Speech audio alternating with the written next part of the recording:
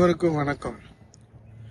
தற்போது காவிரி உரிமை நமக்கு கேள்விக்குறியாகக்கூடிய ஒரு சூழ்நிலை ஏற்பட்டிருப்பது, மேகதாது அணை திட்டத்தால் தமிழகத்திற்கு எந்த பாதிப்பும் இல்லை, இந்த திட்டத்தால் தமிழக விவசாயிகள் நலனுக்கு எந்த தீங்கும் ஏற்படாது என்று கூறியுள்ளார் காங்கிரஸ் கட்சியைச் சேர்ந்த கர்நாடகா முதலமைச்சர் மாண்புமிகு சீதாராமையா அவர்கள்.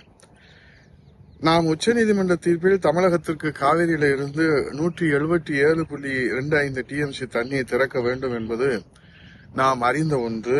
ஆனால் இம்முறை கூடுதலாக 150 டிஎம்சி தண்ணீர் திறந்துள்ளோம் என்றும் சீதாராமையா அவர்கள் கூறியிருக்கிறார்கள். காவிரியின் குறுக்கே உள்ள மேகதாதுவில் அணை கட்டினால் தமிழகத்திற்கு வரவேண்டிய நம்முடைய நீர் தடுக்கப்படும், தண்ணீர் தடுக்கப்படும்.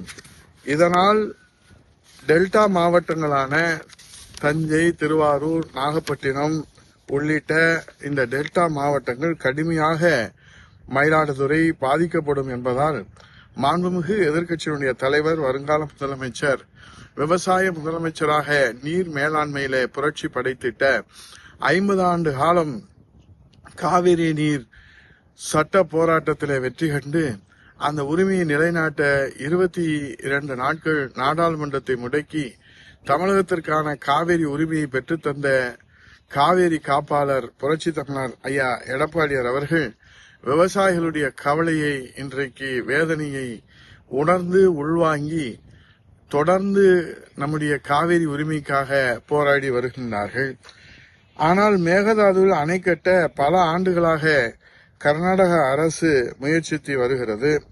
தமிழ்நாடு அரசு எதிர்ப்பு தெரிவித்து உச்சநீதிமன்றத்தில் வழக்கு தொடர்ந்ததால் அணை கட்டும் முயற்சி இழுபறியிலே உள்ளது.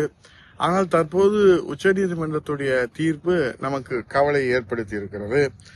ஆனாலும் அணையை கட்டியே தீர்வோம் என்று கர்நாடக அரசு தீவிரம் காட்டி வருகிற இந்த சூழ்நிலையில இன்றைக்கு மாண்புமிகு முதலமைச்சர் அவர்கள் எஸ்ஐஆர் இன்றைக்கு சிறப்பு இன்டென்சிவ் ரிவிஷன் என்று சொல்லக்கூடிய சிறப்பு தீவிர வாக்காளர் பட்டியல் திருத்தத்தை முன்வைத்து தமிழகம் முழுவதும் போராட்டம் நடத்தி வருகின்றார்கள்.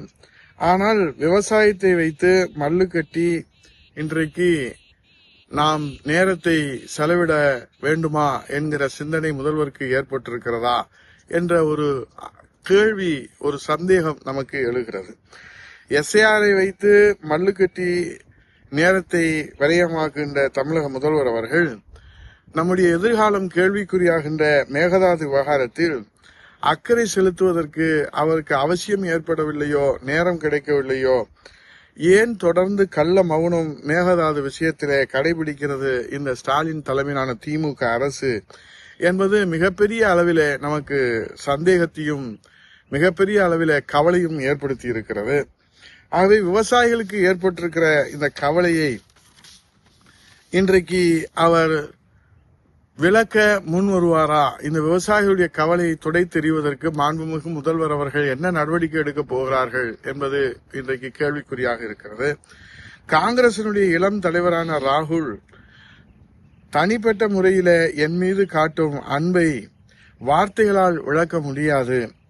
ராகுலை நான் சகோதரர் என்று அழைக்க காரணம், அவர் என்னை அண்ணன் என்று அழைப்பதால் நான் அவருக்கு மூத்த அண்ணன் என்று மாண்புமிகு எதிர்க்கட்சியினுடைய நாடாளுமன்ற எதிர்க்கட்சியினுடைய தலைவர் ராகுல் காந்தி அவர்கள் மீது பாசமழை பொழியும் நம்முடைய முதல்வர் மாண்புமிகு ஸ்டாலின் அவர்கள் உங்களுடைய சகோதரர் தம்பி ராகுல் அவர்களிடம் மேகதாது அணை கட்டினால் தமிழகத்திலே விவசாயம் பாதிக்கும், குடிநீர் தட்டுப்பாடு ஏற்படும், அது மட்டுமல்ல விவசாயம் வேளாண்மை முற்றிலுமாக பாதிக்கப்பட்டு தமிழகமே பாலைவனமாகுமோ என்கிற அச்சம் தமிழக விவசாயிகளிடத்திலே இருக்கிறது.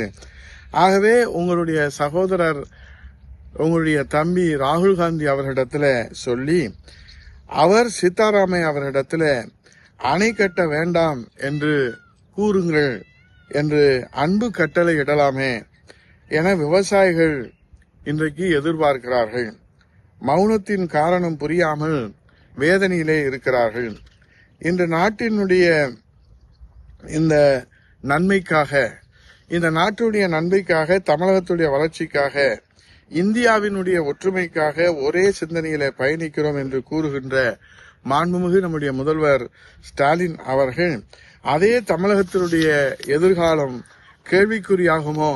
மேகதாது அணை விவகாரத்தில் மௌன விரதம் மேற்கொண்டிருப்பது நமக்கு கவலை அளிக்கிறது. ஆகவே தமிழகத்துடைய வளர்ச்சிக்காக, தமிழ்நாட்டு மக்களுக்காக இன்றைக்கு நீங்கள் உங்கள் மௌன விரதத்தை எப்போது கலைப்பீர்கள்? மேகதாது அணை விவகாரத்திலே உரிய தீர்வு காண்பதற்கு உரிய சட்ட போராட்டத்தை அதே போல மத்திய அரசிடம் வலியுறுத்துவதற்கும் இந்த அரசு தொடர்ந்து கடைபிடித்து வருகிற கள்ள மௌனத்தை எப்போது கலைக்கும் என்று விவசாயிகள் காத்திருக்கிறார்கள் கண்ணீரோடு.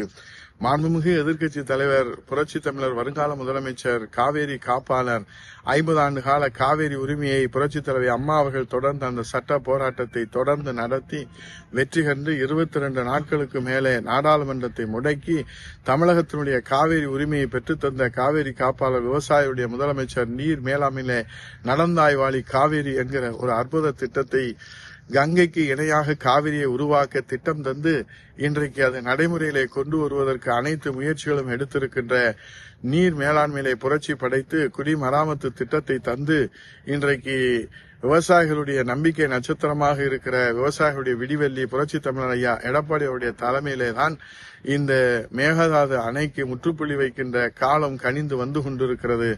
காலம் கனிந்து வரும். அப்போது கவலைகள் எல்லாம், விவசாயிகளுடைய கவலைகள் எல்லாம் துடைத்து எறியப்படும். அப்போது முதலமைச்சர் அணிநிலை விவசாய முதலமைச்சர் புரட்சி தமிழர் ஐயா எடப்பாடியார் அவர்கள் மக்கள் சேவையாற்றுகிற மகத்தான பணியிலே அமர்ந்திருப்பார் என்று கூறி விடைபெறுகிறேன். நன்றி, வணக்கம்.